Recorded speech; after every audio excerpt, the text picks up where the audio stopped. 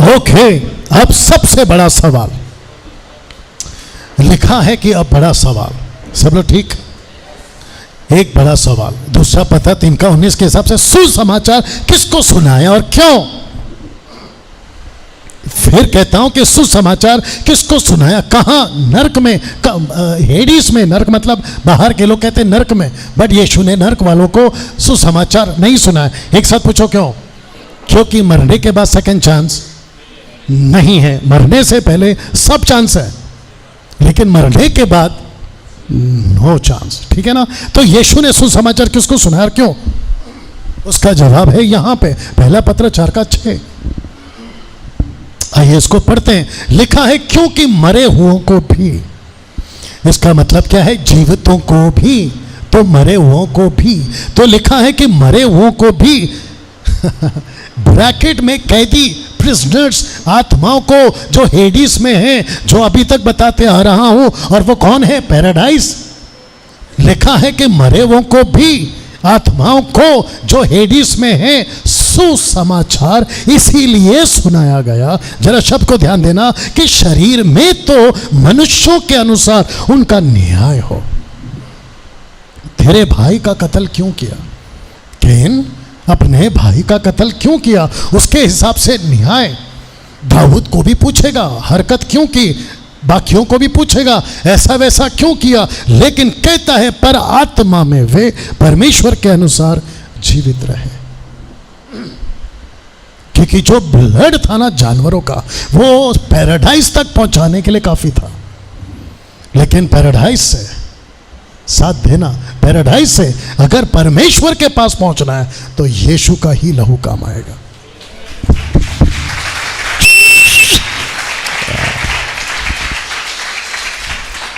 बहुत ध्यान से सुनना, क्योंकि जो लैंग्वेज हम पढ़ते हैं वो हिंदी है, जो लैंग्वेज हम पढ़ते हैं वो इंग्लिश है, लेकिन लिखा है कि सुसमाचार। अगर आपने यहाँ पे फोकस किया होगा, मैंने इसको स्टार दिया है। क्यों? क्योंकि जो वर्ड यहाँ पे यूज किया गया सुसमाचार के लिए, वो गॉस्पेल नहीं है, बल्कि वो ये वाला है जिसको कहते हैं प्रोक्लेम। तो गॉस्पेल नहीं सुनाया, गॉस्पेल सुनाया पृथ्वी के लोगों को।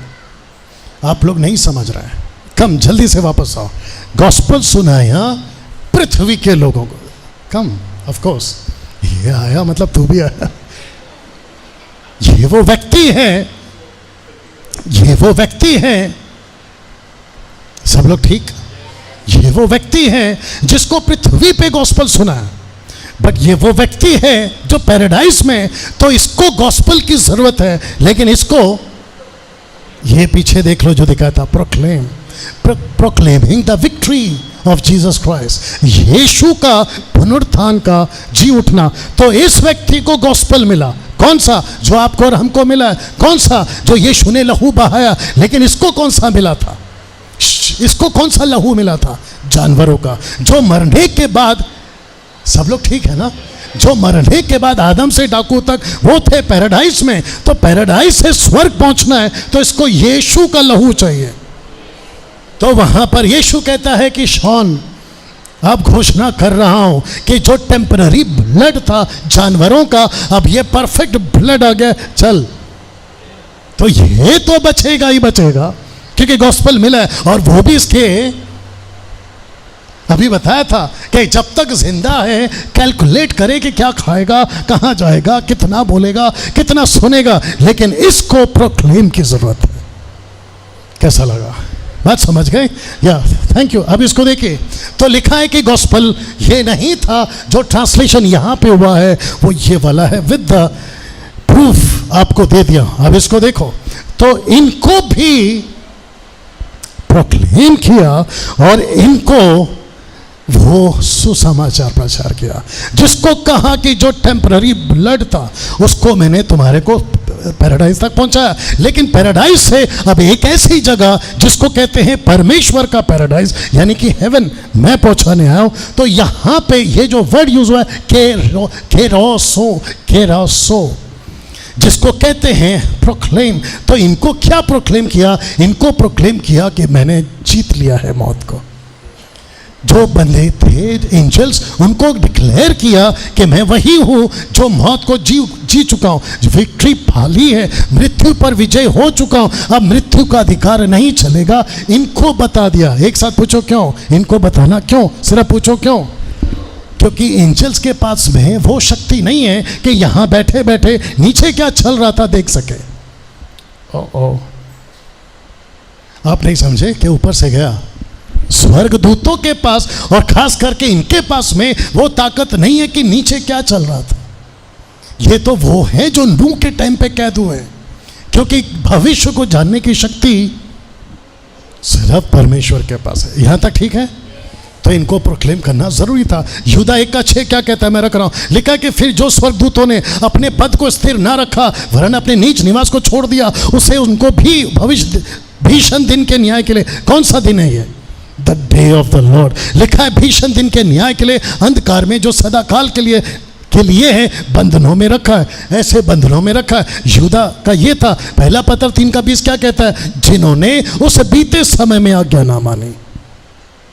तो इन दोनों की जगह पे लिखा है सुसमाचार, मतलब प्रोक्लेम किया। तो सुसमाचार जिसको कहते हैं प्रोक्लेम, जीवितों मुर्दों दोनों को सुनाया गया। एक साथ जोर से पूछो क्यों? लिखा है कि जो स्वर्ग में, जो पृथ्वी पर, जो पृथ्वी के नीचे, वे सब यीशु के नाम पे घुटना टेक के।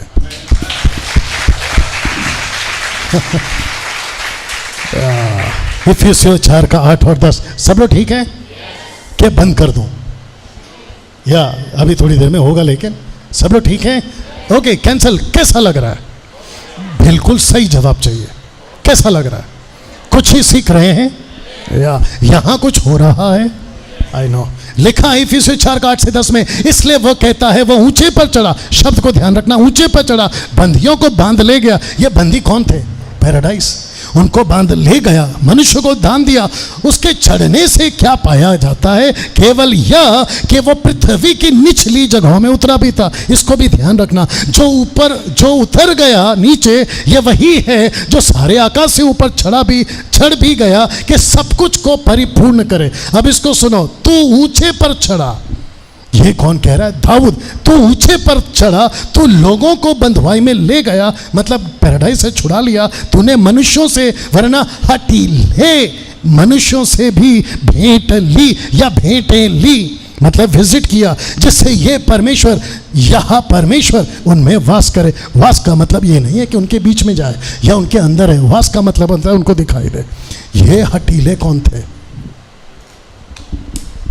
ये हठीले कौन थे? आप ऐसा लिखो ना कि मनुष्य थे। हठीले क्यों? तो एक साथ पूछो क्यों? सारा ठेका मैंने लिया है ना, तो मैं ही बताऊंगा। तो वापस पूछो, ये हठीले क्यों? क्यों? ये वो हैं जिसको कहते हैं निफेलियम्स, जिसको उत्पत्ति के 6वें अध्याय में देखा गया था, और जिसको कहते हैं दानव, जिनकी कद एक नॉर्मल इंसान की नहीं होती थी, और ये सारे के सारे टाट्रस में थे। तो इनको प्रोक्लेम किया। लेकिन जो यहां पे थे, आदम से डाकू जो धर्मी थे, उनको भी सुसमाचार सुनाया। कौन सा वाला? प्रोक्लेम। और उनको कहा चलो यहां से। तो लिखा है कि ये जगह पूरी तरह से खाली की गई है। हर दिन ये जगह भरी जा रही है, मतलब भरती जा रही है। आप जानना चाहते हैं, किसी के पास अगर गूगल ओपन है तो चेक कर सकते हैं जो मैं रख रहा हूं।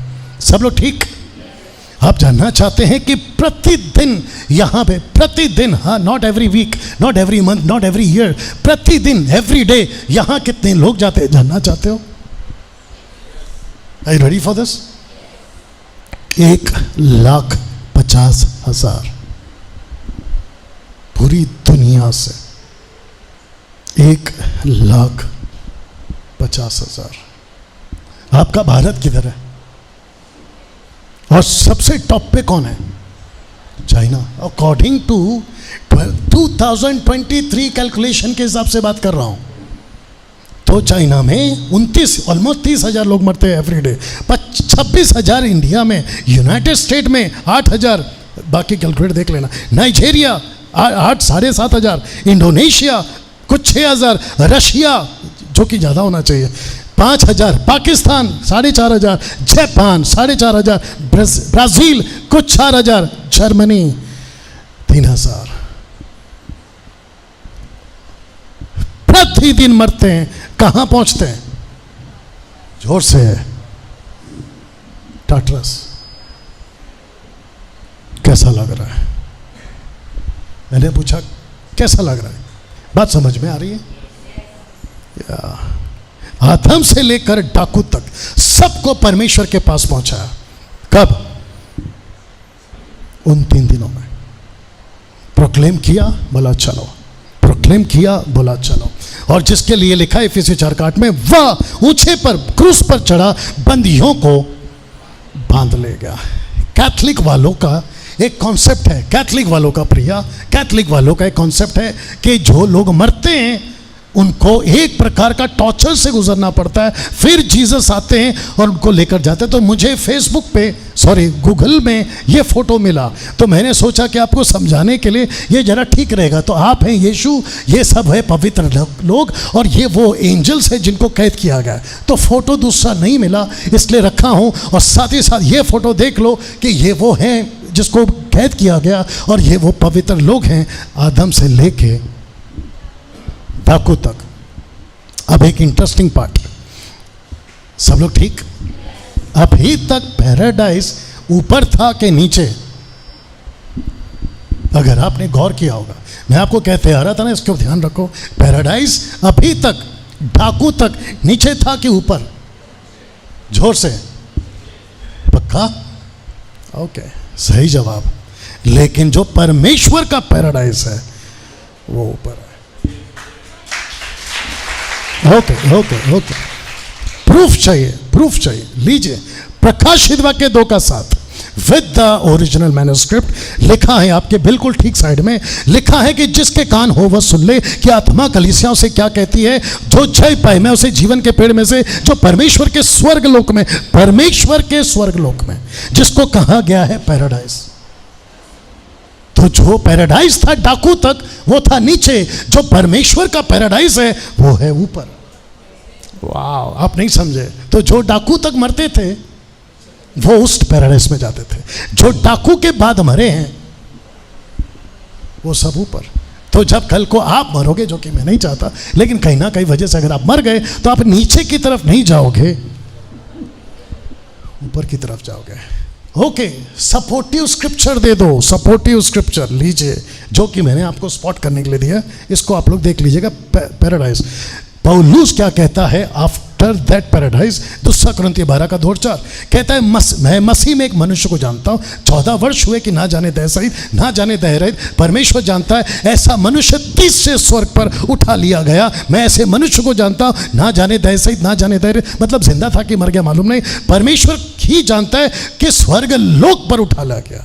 स्वर्ग लोक, तो परमेश्वर के 30वें स्वर्ग को ये परमेश्वर का स्वर्ग लोक कहता है। और ये दोनों का ट्रांसलेशन आपके बीच में रख दिया। ये है हेवन और ये है पैराडाइज, जो कि नीचे नहीं ऊपर है। आदम से डाकू तक पैराडाइज था नीचे।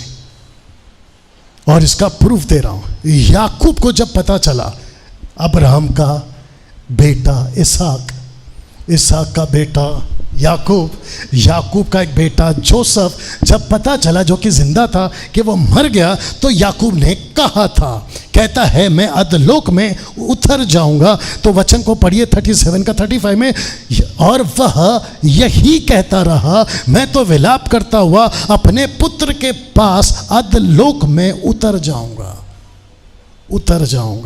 कहाँ उतर जाऊंगा? नीचे। तो फिर से कह रहा हूं कि आदम से लेकर डाकू तक पैराडाइज कहां था? अब इसको पढ़िए, प्रकाशित वाक्य 14 का 13। और मैंने प्रकाशित वाक्य 14 का 13, रेवलेशन 14:13 कहता है, मैंने स्वर्ग से यह शब्द सुना, लिख कि जो मुर्दे प्रभु में अब कॉन्टेक्स्ट में मरते हैं, अब से धन्य है। आत्मा कहता है हाँ, क्योंकि वे अपने परिश्रम से विश्राम पाएंगे उनके कार्य के अनुसार, या उनका कार्य उनके साथ हो जाएगा। और जॉन ने क्या देखा? स्वर्ग में द्वार खुला है। आप ये पढ़ सकते हैं, स्वर्ग में द्वार खुला है। तो जो विश्वासी मरते हैं वो कहाँ जाते हैं? पैराडाइज, ऊपर का पैराडाइज, नॉट हेवन, क्योंकि हेवन जाएंगे the day of the Lord के टाइम पे। लेकिन जो अविश्वासी मरते हैं वो कहाँ जाएंगे? कहाँ है वो? नीचे, नाम क्या है? और जो वहां गया वापस नहीं आ सकता।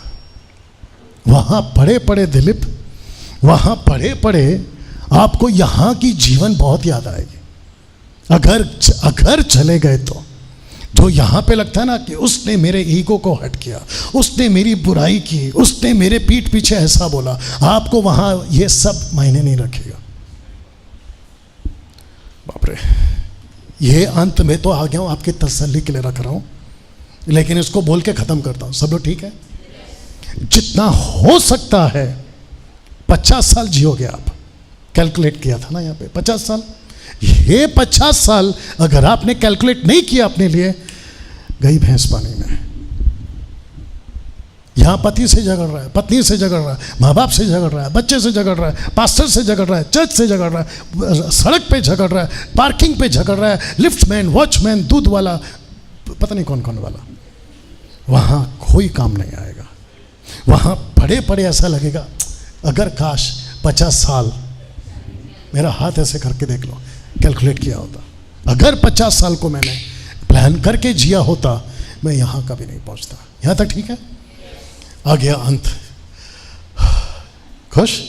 आ रहा हूं। अब अंत में एक बात, इन 3 घटनाओं को समझिए। कौन सी घटना? नंबर 1 लिखा है दूसरा पत्र 2:4, क्योंकि जब परमेश्वर ने उन स्वर्गदूतों को जिन्होंने पाप किया नहीं छोड़ा, बोल सकते हैं जोर से, नहीं छोड़ा, पर नरक में, हेडिस में, टाटरस में भेजकर अंधेरे कुंडों में डाल दिया ताकि न्याय के दिन बंदी रहे। तो लिखा है नहीं छोड़ा। फिर से बोलो, नहीं छोड़ा। दूसरा लिखा है नूह के वक्त में प्रथम युग के संसार को भी जोर से नहीं छोड़ा, वरना नरक में, वरना भक्तिहीन संसार पर महाजल भेजकर धर्म के प्रचारक नूह समेत 8 व्यक्तियों को बचा लिया। तो यहां पे भी जोर से नहीं छोड़ा, यहां पे भी नहीं छोड़ा। जिसको देखो सदोम और अमोरा, दूसरा पत्र 2:6, सदोम और अमोरा के नगरों को विनाश का ऐसा दंड दिया, उन्हें भस्म करके राख में मिला दिया, ताकि वे आने वाले भक्तिहीन लोगों की शिक्षा के लिए दृष्टांत बने।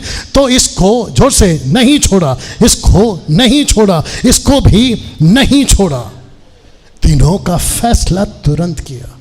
लिखा है इन तीनों घटनाओं का तुरंत फैसला कर दिया। तो आज क्यों रुका हुआ है? आप नहीं समझे? तब की तुलना में तो पाप आज ज्यादा है। उत्पत्ति 6 में दानव के टाइम पे पाप था, आज ज्यादा है। नूह के टाइम पे पाप था, आज ज्यादा है। सदोम और गमोरा के टाइम पे पाप था, जोर से, आज ज्यादा है। तो फिर प्रश्न उठता है ये रुका हुआ क्यों है? कोई गैस कर सकता है? वहां पे तुरंत फैसला किया, कोई तारीख नहीं, तारीख पे तारीख, कोई तारीख नहीं, कल मिलो परसों मिलो बाद में देखता नहीं, तुरंत फैसला। आग आती थी खत्म करता, जमीन फटती थी खत्म कर देता, यस और नो। तो क्वेश्चन है आज क्यों रुका हुआ है? जानना चाहते हो? इसका भी प्रकाशन पत्रस को ही मिला है, इसका भी प्रकाशन पत्रस को मिला है। तो दूसरा पत्रस 3:9 कहता है प्रभु यीशु, ब्रैकेट में यीशु है, प्रभु अपनी प्रतिज्ञा के विषय में देर नहीं करता, जैसी देर कितने लोग समझते हैं, पर तुम्हारे विषय में। एक साथ पूछो क्यों? नहीं चाहता कि कोई नाश हो। वाह नहीं चाहता कि कोई नाश हो, वरना यह है कि सबको, ब्रैकेट में हर जाति को, मन फिराव का मौका मिले। काश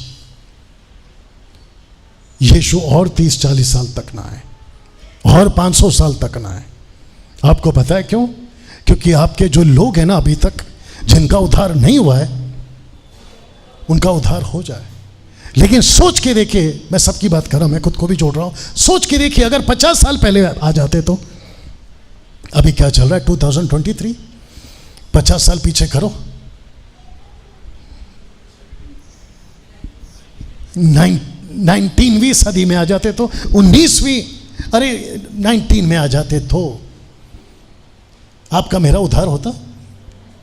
मैं 73 में पैदा हुआ, आप लोग पता नहीं कब कब पैदा हुए। उस टाइम पे अगर आ जाता तो सीधा टाटस, कम ऑन, यस और नो, प्रेज गॉड कि वो अभी तक नहीं आया। और मैंने क्या कहा था कि अगर जिस दिन वो आ गया पृथ्वी के ऊपर भारी पड़ने वाला है, तो लिखा है कि सबको मन फिराव का मौका। तो ये मन फिराव का मौका कौन दे रहा? ऊपर बात कर लीजिए, मतलब इशारा कर, प्रभु कैसे? लिखा है तो एक तरफ प्रभु धीरज धरे हुए, दूसरी तरफ सुसमाचार सुनाने का काम चलते जा रहा है। अब इसको पढ़ो और फिर ये भी हो रहा है। पूछो क्या? सिर्फ पूछो क्या? वापस पढ़ देता। एक तरफ धीरज है, दूसरी तरफ हम प्रचार कर रहे हैं, तीसरी तरफ ये भी हो रहा है। तो क्या हो रहा है? लिखा है और ये पहले जान लो कि अंतिम दिनों में हंसी ठट्टा करने वाले आएंगे जो अपनी ही अभिलाषाओं के अनुसार चलेंगे। तो इसका मतलब क्या है? प्रभु धीरज रखा है, ऊपर से हम वचन सुना रहे हैं, और ये तीसरा ग्रुप कह रहे हैं हे तेरा यीशु किधर है, हे तुम लोग पादरी लोग हो, हे तुम लोग हालेलुया वाले, अरे तुम लोग यीशु वाले, तुम लोग धर्मांतरण वाले, ये सब सुनते बैठो। तो ऐसे टाइम पे लगता है कि आजा भाई, इनकी अकल ठिकाने कर। तो जानते हो प्रभु ने क्या कहा? मसीह के राजदूत के लिए परमेश्वर का प्रोटोकॉल, स्पेलिंग ठीक है, मसीह के राजदूत के लिए परमेश्वर का प्रोटोकॉल यह है कि वो दुख उठाए। बर्दाश्त कर डैनियल, तेरे अगेंस्ट में वीडियो बनती है ना, बर्दाश्त कर, क्योंकि राजदूत के लिए यही प्रोटोकॉल है। पीटर को उल्टा क्रूस पे मारा, यस। माफ करना, पौलुस का गला काटा, यस। स्टीफन को पत्थर से मारा, ये राजदूत का प्रोटोकॉल है परमेश्वर की ओर से। बर्दाश्त करो। आपकी बदनामी होती है, जोर से बर्दाश्त करो। यहां पे तकलीफ है, ऑफ कोर्स है। आप जब अपने पुराने दोस्त को जो साथ में स्कूल कॉलेज में पढ़े थे आप लोग, वो टाटा बिरला टाइप बन गया है और आप अभी तक झोपड़े में गरीब तरह से रहते हैं। प्रभु क्या कहता है? बर्दाश्त कर, बर्दाश्त कर। पैसे कैसे कमाओ, उसके चक्कर में टाटा बिरला वाला कैसे बनो, उसके चक्कर में अपने 50 साल का लाइफ आपके पास। इसलिए पौलुस कहता है जो है उसी में खुश रहो, क्योंकि बाप रे 5 करोड़पति एक साथ मर गए। 5 करोड़पति 2-2 करोड़ का टिकट लेकर गए थे मौत की। बात समझ में आ रही है? वो कौन सा जहाज था? ये खुद बन गए टाइटैनिक। ऐसे चिथड़े उड़े जहां तक मैंने सुना, ब्लास्ट हो गया। क्या उनका करोड़ों पैसा बचा पाया? मुकेश अंबानी का पिता, क्या नाम था उनका? धीरू भाई, लाखों रुपए की मशीन मंगाकर उनको चंद सांसें दे दे, वो भी फेल हो गया। बताइए। तो तब कहता है बादशाह सिकंदर, और उसको कहां से मिला मुझे नहीं पता, क्योंकि वो लिखा है बाइबल के अंदर। वो कहता है कि आदमी आया था खाली, जाएगा खाली। कैसा लगा?